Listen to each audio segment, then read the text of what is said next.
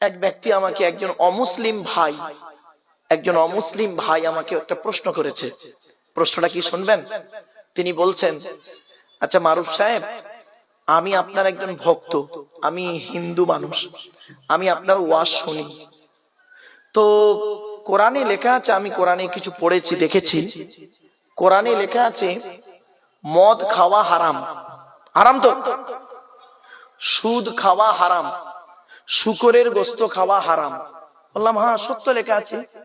তা বলছে ভাই ওটা কাদের জন্য হারাম? যারা আল্লাহ এবং নবীকে বিশ্বাস করবে তাদের জন্য হারাম, তাই তো নাকি? তো যারা আল্লাহ নবীকে বিশ্বাস করে না তাদের জন্য তো হারাম নয়। তাহলে আমি তো আল্লাহ নবীকে বিশ্বাস করি না, আমার জন্য হারাম হবে কেন? আমি মদ খেয়ে যদি মরি, শুকরের গোশত যদি খাই, আমি যদি জেনা করি, আমি যদি আপনার কি বলবো সুদ খাই, যদি মারা যাই, কেন আল্লাহ আমাকে শাস্তি দেবে কিয়ামতের মাঠে? প্রশ্নটা বুঝতে পেরেছেন আপনারা না বুঝতে পারেননি? উত্তরটা শুনুন। তখন আমি বললাম ভাই আপনি গোটা কোরআন পড়েছেন কি? বলছে হ্যাঁ বেশিরভাগ তো পড়েছি। বললাম এখানেই ভুল হয়ে গেছে। কোরআনে 3 শ্রেণীর লোককে আল্লাহ হালাল খেতে বলেছে, শুনে যান আজকে। 3 শ্রেণীর লোককে কোরআনে আল্লাহ হালাল খেতে বলেছে। আপনারা কি ভাবছেন শুধু মুসলমানদের হালাল খেতে বলেছে আল্লাহ? না, এই কোরআনে 3 শ্রেণীর লোককে হালাল খেতে বলেছে। চলুন দেখি এই 3 শ্রেণীর মধ্যে আমরা আছি কি নেই। চলুন, ভদ্রলোককে বললাম আপনিও আছে কিনা দেখুন। 1 নাম্বার কোরআনে বলা হয়েছে নবী রাসূলদেরকে হালাল খেতে বলেছে আল্লাহ। কাদের কাদের কাদের? নবী রাসূলদের। কোথায় দলিল? কোরআন 18 নম্বর পারার 4 নাম্বার পৃষ্ঠা 9 নাম্বার লাইনে সূরার নাম সূরা মুমিনুনের 51 নাম্বার আয়াতে আল্লাহ বলছেন কি, ইয়া আইয়ুহার রুসুল, হে রাসূলগণ, কুলু মিনাত তাইয়্যিবাতি ওয়া'মালু সলিহা, হে রাসূলগণ আপনারা প্রত্যেকে হালাল খাবার খান আর পৃথিবীতে ভালো ভালো কাজগুলো করুন।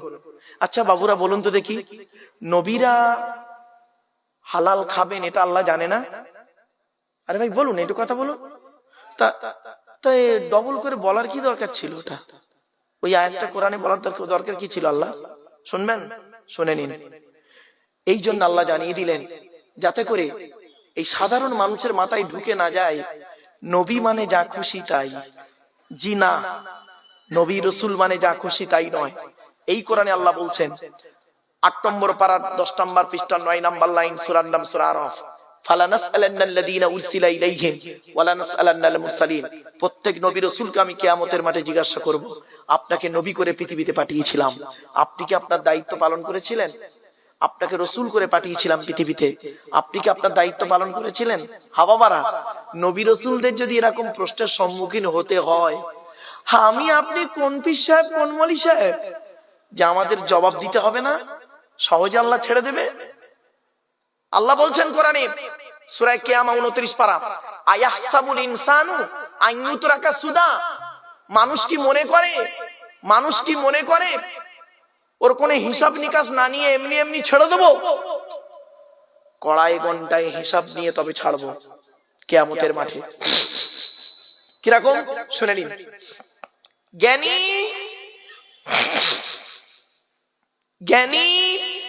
জ্ঞানের হিসাব দাও, ধনী অর্থের হিসাব দাও, যুবক এই যুবক যুবতীরা আজকের খুব মেলায় ঘুরছো না জলসার নামে এসে, এই যুবক যুবতীদের হিসাব দিতে হবে। যুবক যৌবনের হিসাব দাও।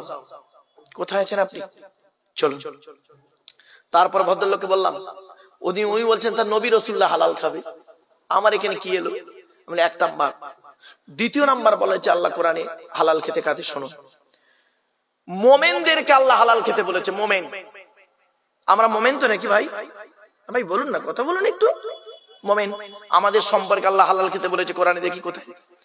2 নম্বর পারা 4 নাম্বার পৃষ্ঠা 14 নাম্বার লাইন সূরার নাম সূরা বাকারার 172 নাম্বার আয়াত আল্লাহ বলছেন, ইয়া আইয়ুহাল্লাযীনা আমানু, হে ঈমানদার বান্দাগণ, কুলু মিন তাইয়্যিবাতি মা রাযাকনাকুম, আমার দেওয়া হালাল রিজিকগুলো তোমরা ভক্ষণ করো।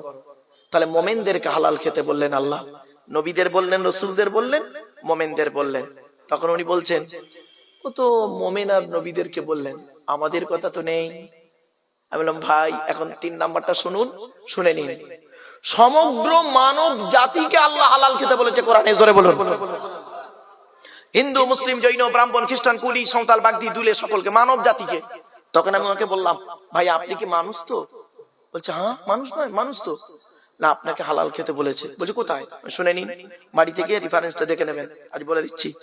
2 নম্বর পারা, 4 নাম্বার পৃষ্ঠা, 8 নাম্বার লাইন, সূরার নাম সূরা বাকারার 168 নাম্বার আয়াত। আল্লাহ বলছেন, ইয়া আইয়ুহান নাস, ইয়া আইয়ুহান নাস, হে মানব জাতি।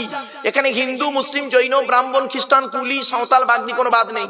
হে মানব জাতি, কুলু মিম্মা ফিল আরদি হালালান তাইয়্যিবা, পৃথিবীতে আমার দেওয়া হালাল রিজিকগুলো তোমরা ভক্ষণ করো। তখন ওর গালে হাত। কি ভাবলেন? এই সেই কোরআন।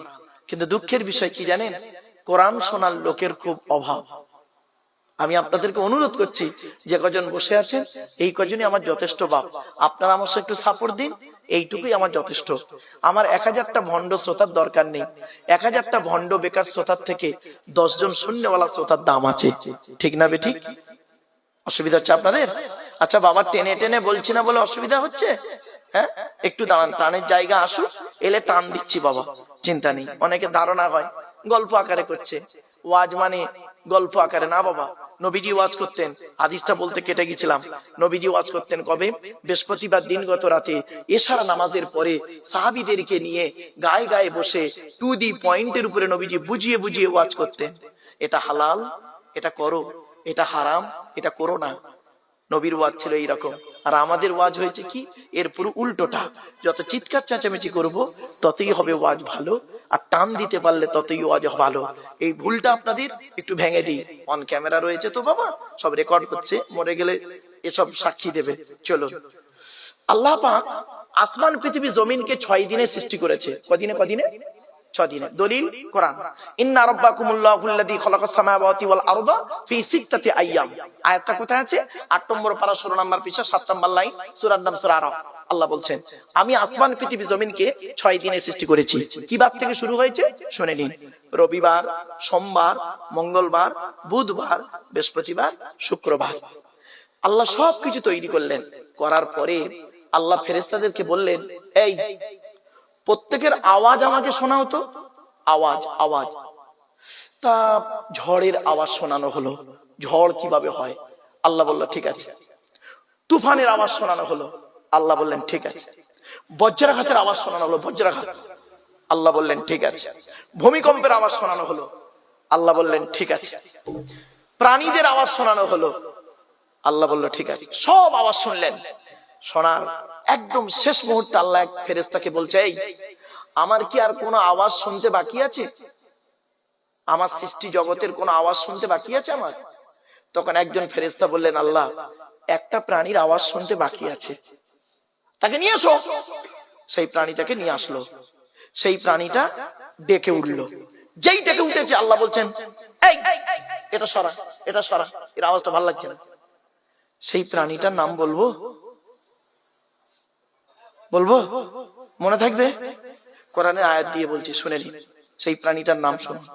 ওয়াকসিদ ফি মাশইকা ওয়াগদুদ মিন সাউতিক ইন্না আনকারাল আসওয়াতি লা সাউতুল হামির। 21 নম্বর পারার 12 নম্বর পৃষ্ঠার 1 নম্বর লাইন, সূরার নাম সূরা লোকমান। সেই প্রাণীটার নাম হলো গাধা। গাধা, গাধা।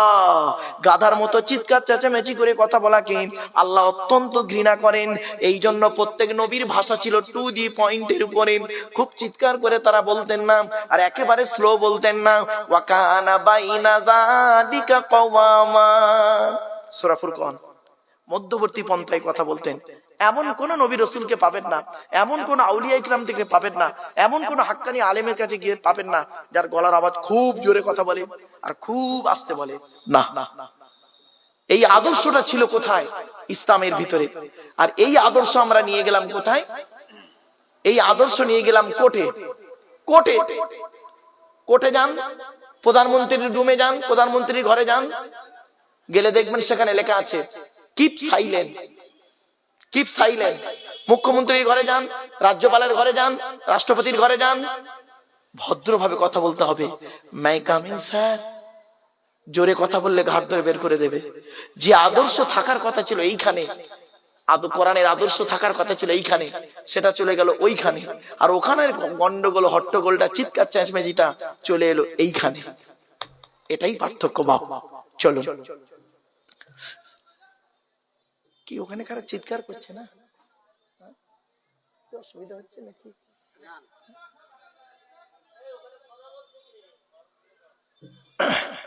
বাবা কথা না বলে, যদি আপনার ভালো না লাগে ভাই, আমি আপনাদের অনুরোধ করছি, আমার কথা শুনতে যদি আপনাদের ভালো না লাগে, আপনি মানে অন্য জায়গায় যেতে পারেন। যদি কোরআনের আয়াত, তো কোরআনের আয়াত শুনলে নাকি, পড়লে নাকি, বললে নাকি, হাদিস শুনলে নাকি, পড়লে নাকি, বললে নাকি। এজন্য আমি এতক্ষণ একটা বাজে কথা বলেছি বলে মনে হচ্ছে না বাপ। কোরআনের আয়াত এবং হাদিসের উপরেই দাঁড়িয়ে আছে। আপনারা কোরআনকে ভালোবাসুন, হাদিসকে ভালোবাসুন। চলো, আল্লাহ পাক কি বলছেন, আরেকটা দলিল দিচ্ছি। আচ্ছা, আমরা সবাই বাঙালি মানুষ। এখন আমরা সবাই আমেরিকায় যাব। আমেরিকার ভাষাটা কি? ইংলিশ। এখন আমাদের মধ্যে সব মানুষ ইংরেজি ভাষা জানে না। এখন আমরা আমেরিকায় বেড়াতে গেলে আমাদের কি লাগবে? দুটো জিনিস লাগবে। কি? আমেরিকার একটা গাইড বুক, আমেরিকার একটা গাইড বুক লাগবে, আর আমেরিকার একটা গাইডার লাগবে, যিনি আমাদের ভাষা বুঝবেন, বুঝে ওই ভাষাগুলো আমাদের সুন্দর করে বুঝিয়ে দেবেন। ঠিক না বেঠিক? তাহলে অজানা দেশে যেতে গেলে সেই দেশের দুটো জিনিস লাগে। সেই দেশের একটা গাইড বুক লাগে, আর সেই দেশের একটা গাইডার লাগে। এটা বুঝতে পেরেছেন? ব্যাস, কোরআন বুঝে ফেলেছেন। দেখুন আল্লাহ বলছেন, আল্লাহু আখরাজাকুম মিন বুতুনি উম্মাহাতিকুম লা তা'লামুনা শাইয়্যা ওয়া জাআলা লাকুমুস সামআ ওয়াল আবসারা ওয়াল আফইদা লাআল্লাকুম তাশকুরুন। এই আয়াতটা কোথায় আছে? 14 নম্বর পারা, 14 নম্বর পৃষ্ঠা, 12 নম্বর লাইন, সূরার নাম সূরা নাহাল। আল্লাহ বলছেন, আমি আল্লাহ তোদেরকে তোদের মায়ের পেটের ভিতর থেকে বের করেছি। আল্লাহু আখরাজাকুম মিন বুতুনি উম্মাহাতিকুম, আমি আল্লাহ তোদেরকে তোদের মায়ের পেটের ভিতর থেকে বের করেছি। লা তা'লামুনা শাইয়্যা, পৃথিবীর কোন ভাষায় কোন জিনিসই তুই জানতিক না। ওয়াজআলা লাকুমুস সামআ, শোনার জন্য আমি আল্লাহ তোর কান দান করেছি। ওয়াল আবসারা, দেখার জন্য চোখ দান করেছি। ওয়াল আফইদা, বোঝার জন্য, সৃষ্টি জগৎকে বোঝার জন্য সুন্দর হৃদয় দান করেছি। কেন? লাআল্লাকুম তাশকুরুন, পৃথিবীতে যাতে আমার শুকরিয়া আদায় করতে পারিস। এরপরে আসছি, আল্লাহ বলছেন, তোকে আমি একা পাঠাইনি তো পৃথিবীতে, হে মানব জাতি, আদমের সন্তান, তোকে আমি একা পাঠাইনি। মায়ের পেট হলো একটা জগৎ, এই জগতে 10 মাস 10 দিন ছিলিস, তারপরে পৃথিবীর মুখ যেদিন দেখলি সেই দিন থেকে মরণ পর্যন্ত তোকে একা পাঠাইনি। এই পৃথিবীর হাওয়া, এই পৃথিবীর পরিবেশের সঙ্গে শুট করার জন্য আমি কি করেছি জানিস? দুটো জিনিস দিয়ে পাঠিয়েছি। এই পৃথিবীর একটা গাইড বুক দিয়েছি, আর এই পৃথিবীর একটা গাইডার দিয়েছি। এই পৃথিবীর গাইড বুকটার নাম হলো কোরআন, আর গাইডারটার নাম হলো মুহাম্মদ সাল্লাল্লাহু আলাইহি সাল্লাম। অর্থাৎ তুই গাইড বুকটাকে ফলো করবি আর গাইডারটাকে ফলো করবি, তাহলে আর তোর কোনো সমস্যাই থাকবে না। আমরা গাইড বুকটাকে ফলো করিনি আর গাইডারটাকেও ফলো করিনি। সমস্যা হচ্ছে আমাদের, এইটাই আমাদের সমস্যা। তো আরেকটা উদাহরণ দিচ্ছি। কম্পিউটার শিখতে গেলে বাবা দুটো জিনিস লাগে, একটা থিওরি, একটা প্র্যাকটিক্যাল। কম্পিউটার শিখতে গেলে দুটো জিনিস লাগে, একটা থিওরি, একটা প্র্যাকটিক্যাল। তো ইসলামে দুটো জিনিস আছে, একটা থিওরি, একটা প্র্যাকটিক্যাল। ইসলামের থিওরিটার নাম কি? কোরআন থিওরি, আর প্র্যাকটিক্যালটার নাম মুহাম্মদ সাল্লাল্লাহু আলাইহি সাল্লাম। কোরআনে কি, এবার উদাহরণটা দিচ্ছি। কোরআনে আল্লাহ বললেন আকিমুস সালাত, তোমরা নামাজ কায়েম করো। কিভাবে করবেন?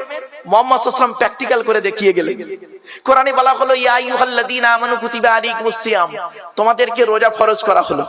কিভাবে রোজা করবেন প্র্যাকটিক্যাল করে দেখিয়ে গেলেন মুহাম্মদ সাল্লাল্লাহু আলাইহি ওয়াসাল্লাম। কোরআনে বলা হলো ওযু করো, কিভাবে করবেন প্র্যাকটিক্যাল করে দেখিয়ে গেলেন মুহাম্মদ সাল্লাল্লাহু আলাইহি ওয়াসাল্লাম। কোরআনে বলা হয়েছে আত্মীয়দের সঙ্গে সুসম্পর্ক রাখো, কিভাবে সম্পর্ক করবেন প্র্যাকটিক্যাল করে দেখিয়ে গেলেন মুহাম্মদ সাল্লাল্লাহু আলাইহি ওয়াসাল্লাম। কোরআনে বলা হলো ন্যায় বিচার করো, কিভাবে করবেন প্র্যাকটিক্যাল করে দেখিয়ে গেলেন মুহাম্মদ সাল্লাল্লাহু আলাইহি ওয়াসাল্লাম। আজ যদি আমরা থিওরিটাও ফলো করিনি, প্র্যাকটিক্যালটাও ফলো করিনি, তো আমরা তোমার খাবোই। আমরা কি করেছি, থিওরি ছেড়ে দিয়েছি, প্র্যাকটিক্যাল ছেড়ে দিয়েছি, দিয়ে কি করেছি তৃতীয় কোনো ব্যক্তি বা বস্তুর উপরেও নির্ভর করেছি। ঠিক না বেঠিক আমার বাপেরা? কোরআন হাদিস ইজমা কিয়াস, ইজমা কিয়াসটা কোনো বাইরে নয়, এই কোরআন হাদিস থেকে বের হওয়া দুটো জিনিস ইজমা এবং কিয়াস, এটা মাথায় রাখুন। এই কথাগুলো একটু মাথায় রাখুন, তাহলে বুঝতে সুবিধা হবে। চলুন।